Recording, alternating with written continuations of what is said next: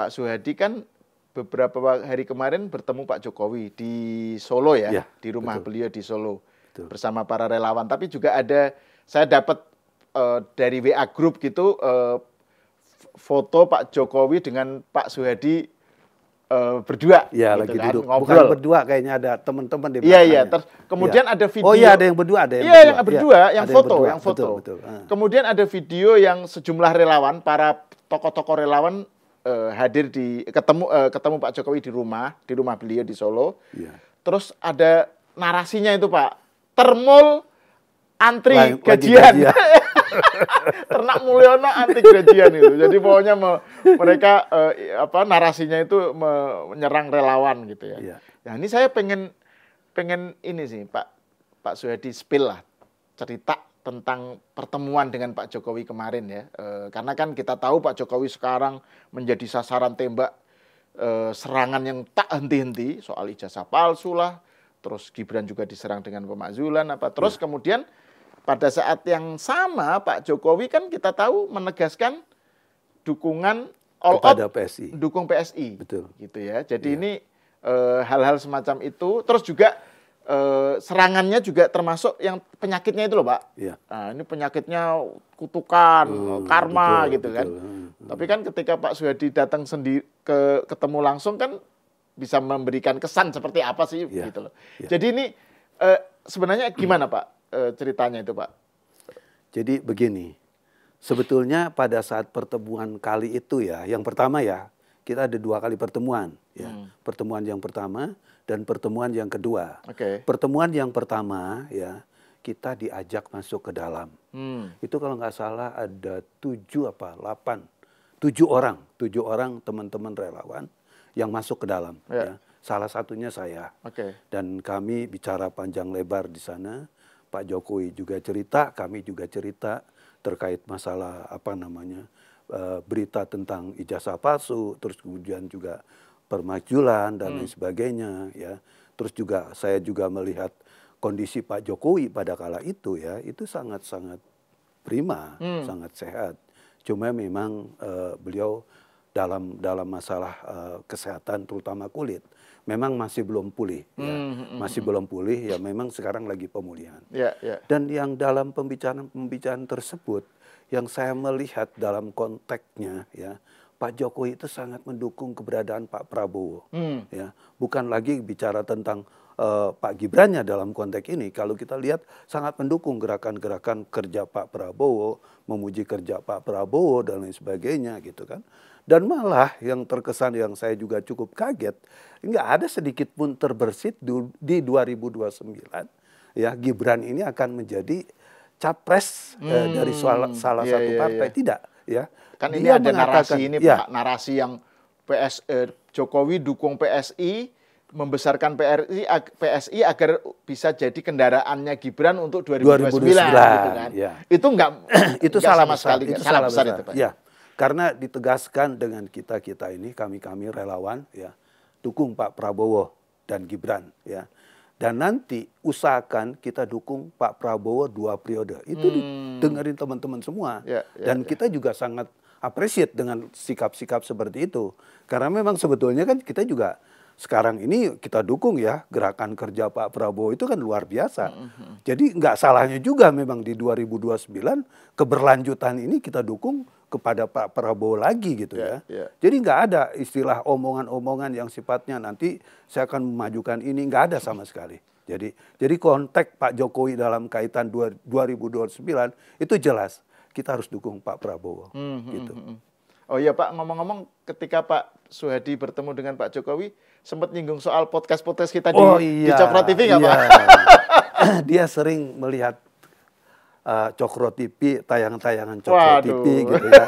Gitu. Dan terakhir waktu pulang, waktu ditanya kan, Pak Soehadi kapan pulang? Ya, saya bilang besok Pak, gitu. Karena 2 kali nih kita ketemu. Yang keduanya saya bilang salam dari Cokro TV. Untuk Cokro TV? Iya.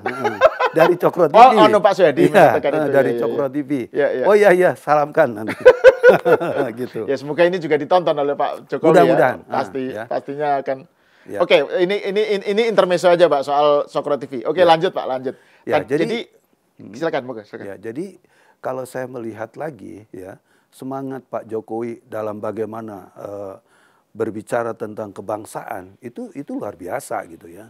Bukan berarti kemudian dia pasif dalam hal ini atau kemudian ditafsirkan cawe-cawe, tidak ya. Tidak ada sama sekali, tidak tergambar sama sekali.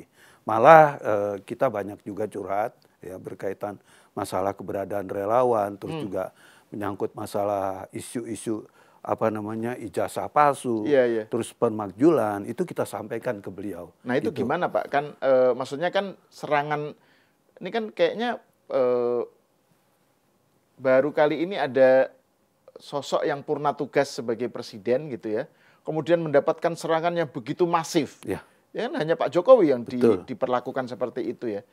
Dan Pak Jokowi kan ada pernah menyatakan bahwa kesabaran itu ada batasnya, macam-macam gitu kan.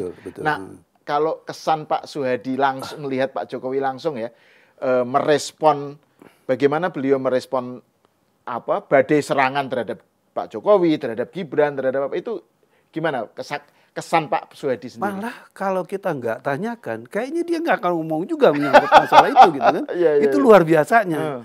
Biasanya kan orang kalau udah begitu kan curhat kan. Curhat, waduh saya dijolimi segala macam. Nggak ada terbersit dari omongan seperti itu gitu kan. Malah kita yang membicarakan ya. Oh kemarin Pak di TV begini-begini, kita bersikap seperti ini dan lain sebagainya gitu kan ya. Nah terus terkait menyangkut masalah kenapa sih serangan dengan Pak Jokowi itu begitu kuat, begitu dahsyat. Kalau saya sebagai manusia seperti Pak Jokowi, barangkali nggak kuat. Jujur saya katakan nggak kuat saya, ya nggak kuat. Makanya beliau itu hebat sekali gitu ya. Karena waktu kita tanyakan juga nggak ada counter dari dia. Wah ya saya diginikan dan sebagainya, nggak ada sama sekali. Ya sabarlah. Ya artinya ini perjuangan, ini keadaan gitu kan. Ya. Nah kenapa sih tadi kita bicara tentang kenapa serangan itu bertubi-tubi. Jadi mungkin saya gambarkan ya, sebelum kita masuk, ya, masuk itu ke rumah beliau. Iya, itu orang antre loh. Jadi saya pun ikut antri di dalam antrian itu. Jadi enggak kita spesial karena mau diterima beliau, enggak. Kita ikut antri. Jadi sama masyarakat. Dengan masyarakat yang lagi juga mau ketemu dengan Pak Jokowi gitu kan. Karena memang sekarang kan mereka menyiapkan baku gitu ya. Pak Jokowi menyiapkan bangku kursi ya. Satu di sisi kiri, satunya di sisi kanan ya. Di mana Pak Jokowi salah satunya duduk di situ dan kita nanti duduk di sebelahnya. Gitu, berdampingan seperti itu gitu kan.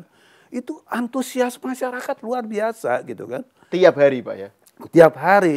Jadi kalau dia bilang, oh itu tetangganya kali yang dikirimin ke situ, habis kali itu tetangga. Udah. Jadi itu memang pure. Ya. Malah dulu saya udah pernah beberapa kali juga ke sana kan. Terutama waktu saya datang habis beliau sudah tidak jadi presiden. Ya. Itu kita tahu persis keadaannya. Ada yang dari Papua, ada yang dari Sumatera, ada yang dari dari Kalimantan, Sulawesi, ya. Yang kita kaget kan yang kita salut ini yang dari Papua. Luar biasa datang dari jauh-jauh. Tapi Pak Jokowi itu nggak bisa sembarangan terima juga pada waktu itu. Karena ajudan bilang kalau nggak ada perjanjian kita nggak bisa terima.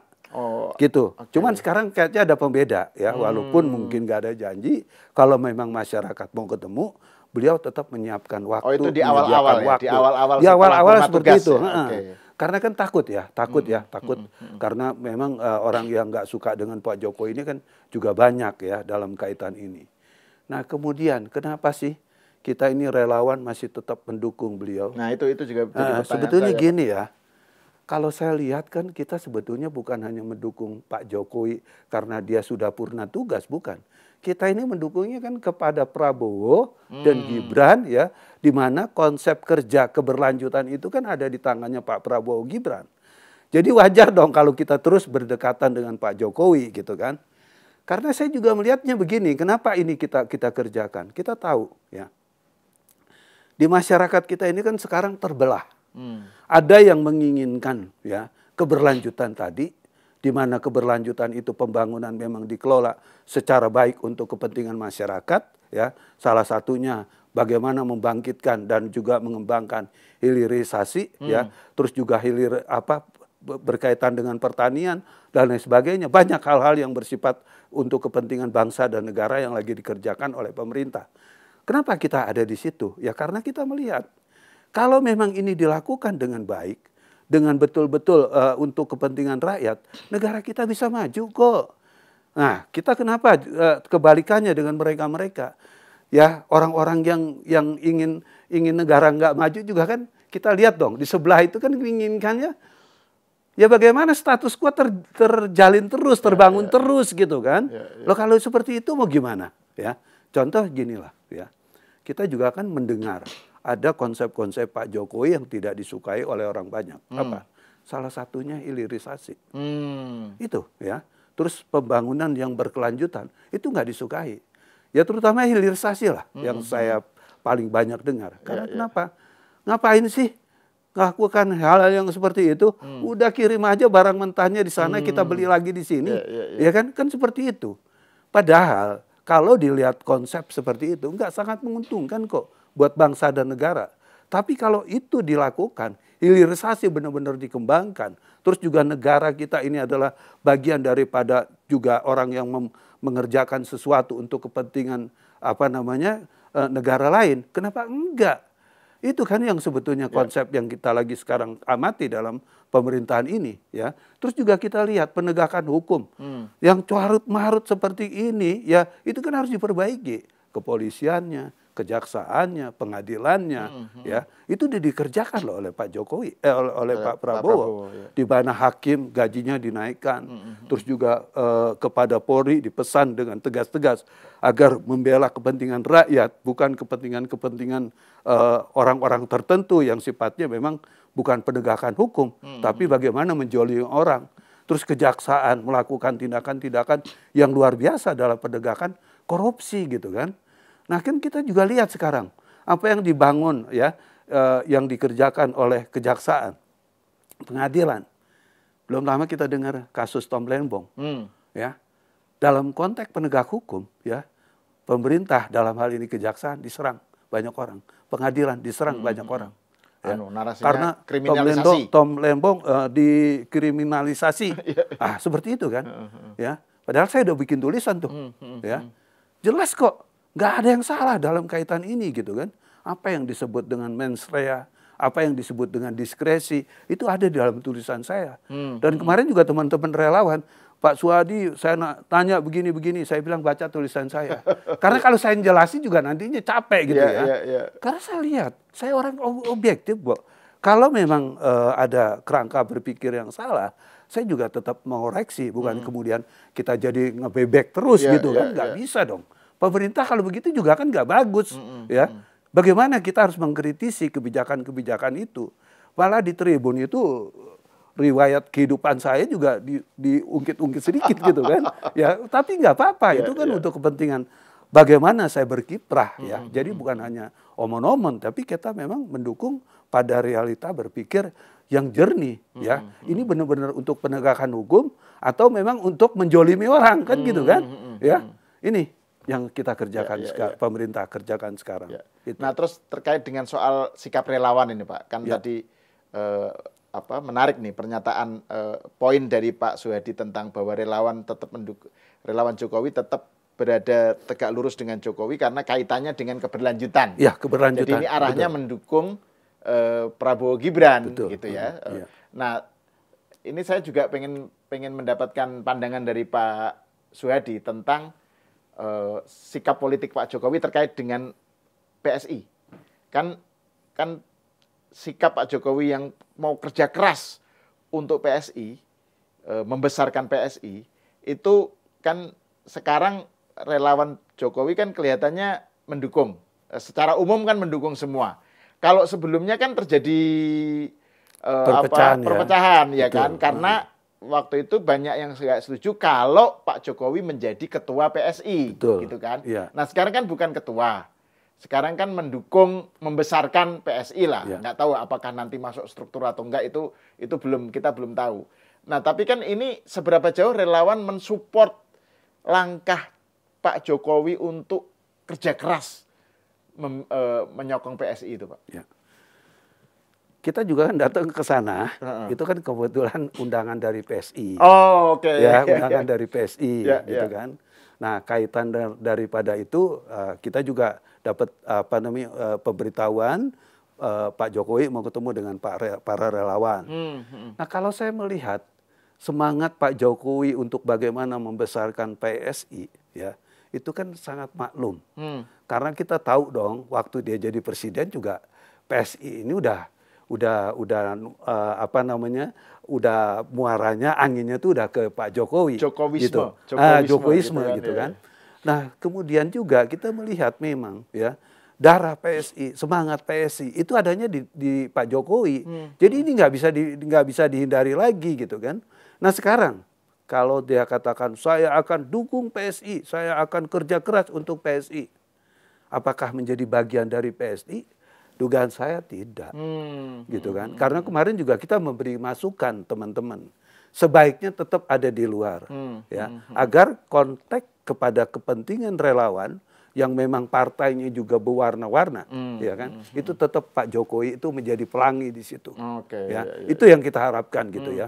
Nah, nanti kemudian apa gerak kemudian ke depannya, apakah masuk dan lain sebagainya, kita nggak tahu. Tapi semangat yang kita lihat kemarin dari hasil pembicaraan, dan kita juga mengusulkan agar Bapak tidak ada di dalam partai manapun, tapi ada di mana-mana, gitu. Karena kan bukannya partai yang membutuhkan, bukan Pak Jokowi yang membutuhkan partai yang membutuhkan Pak Jokowi, gitu kan. Karena kenapa? Ya kita lihatlah, ya 10 tahun bekerja, semua orang bisa mengakui sepanjang memang pada narasi yang sehat, gitu. Oke, nah ini sebagai catatan penutup Pak, bagaimana Pak Suhadi setelah bertemu Pak Jokowi kemarin, ketemu langsung lah ya di Solo, bagaimana Pak Suhadi kesan-kesannya lah secara umum? Kalau saya melihat kesan beliau tetap bagaimana negara ini ke depannya bisa lebih baik, terus kiprah politik Pak Jokowi, ya. Sebetulnya bukan kemauan Pak Jokowi juga, dugaan saya nih ya, tapi kemauan banyak orang gitu ya, untuk tidak meninggalkan kancah perpolitikan. Walaupun sebetulnya orang banyak menginginkan, udahlah jadi pandito aja, artinya udah diem aja. Ya kan nggak bisa seperti itu, ya kan? Karena kenapa? Saya dibilang tadi, keberlanjutan ini atau program-program kerja-kerja ini, itu kan semua yang memulai itu dari Pak Jokowi. Kita mengenal hilirisasi dan lain sebagainya, itu kan dari Pak Jokowi, ya. Jadi kalau nanti dia terus kemudian nggak ngapa-ngapain juga, menurut saya juga salah dalam kaitan ini. Kenapa sih salah? Kenapa sih orang jadi curiga dan lain sebagainya? Apakah takut ada kebangkitan-kebangkitan? Kan harusnya kalau yang namanya kompetisi ya wajar dong kalau seandainya memang itu terjadi. Ya harus kita bagaimana untuk memenangkan itu kan gitu kan? Kalau memang Pak Jokowi, oh iya keberhasilannya karena dia begini-begini, ya tiru dong supaya bagaimana melebihi program-program atau pemikiran-pemikiran yang lebih dari Pak Jokowi. Ya, jadi jangan semua dicurigai, semua nggak boleh dan lain sebagainya. Ini kan kerangka berpikir yang salah. Negara harus bagaimana ini bisa maju. Kita ini negara kaya, itu. Ya. Oke, terima kasih Pak Suhadi atas obrolannya dan ceritanya mengenai pertemuan dengan Pak Jokowi, dan juga ya kita inilah ya ketawain aja lah itu narasi yang tadi itu Pak, yang video, potongan video. Oh iya. Relawan Jokowi. Oh iya. Antri. Betul. Antri terima gaji. Ini menarik ini. Gimana Pak? Saya juga nggak sadar itu, ya kan, ada yang memvideokan itu kan. Kebetulan saya juga keluar dari situ, ada ini saya, sosok saya dan teman-teman gitu kan. Dibilangnya lah kita ini ternak Mulyono, habis terima gajian. Supaya gonggongnya lebih kencang. Waduh, salah besar itu. Kita tidak pernah dapat apa-apa dari Pak Jokowi. Benar-benar ini. Tidak pernah dapat apa-apa. Malah kita kadang-kadang kalau lagi ada kegiatan dan lain sebagainya, itu kita keluarin dari uang sendiri. Nggak ada kita pernah minta-minta seperti itu. Nggak ada. Ya, ini saya tegaskan sekali lagi. Bahwa tidak ada kontribusi dari siapapun dalam rangka kita mendukung Pak Jokowi, kita dapat sesuatu. Tidak, gitu. Sebenarnya kalau video yang versi lengkapnya Pak ya, kan saya juga nonton itu, ada di YouTube kan. itu sebenarnya narasinya netral. Gitu bahwa ya. para tokoh relawan bertemu Pak Jokowi di Solo, gitulah kira-kira narasinya. Ya. Kemudian dipotong, Betul. terus dikasih catatan itu. Apa? Inilah termol antrian nerima gaji. Ya, wajar kalau seperti itu. Karena begini, kan ada satu peristiwa barangkali dalam pertemuan kami itu ya. Karena kami diterima hampir 40 menit. Ini cukup lama. Dan sedangkan yang antri ini banyak sekali. Sehingga dianggapnya, wah ini dapat sesuatu nih kita. Wah ya nggak seperti itu, Pak Jokowi itu bukan kan, orang seperti itu gitu Pak kan. Pak Suhadi bilang 2 kali kan dengan 2 kali. Pak Suhadi, ya. 2 kali kita diterima beliau 2 kali. Yang satu hanya sebentar aja, kita hanya foto-foto. Ya seperti yang saya katakan tadi, salam dari Cokro Tipri. Terus langsung direspon sama beliau, salam kembali gitu. Iya. Oke, terima kasih Pak Suhadi. Pemirsa, sampai di sini dulu. Kita berjumpa lagi di episode selanjutnya.